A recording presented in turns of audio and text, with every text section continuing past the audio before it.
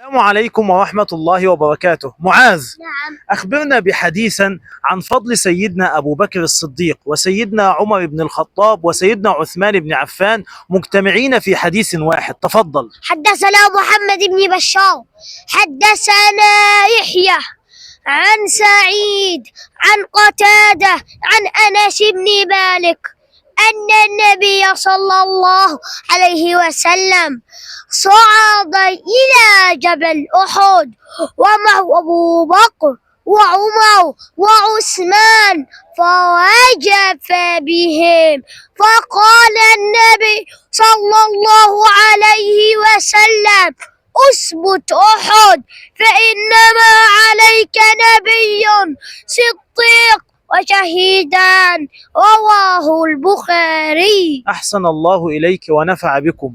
تقبل الله منا ومنكم صالح الأعمال. وسلامتكم.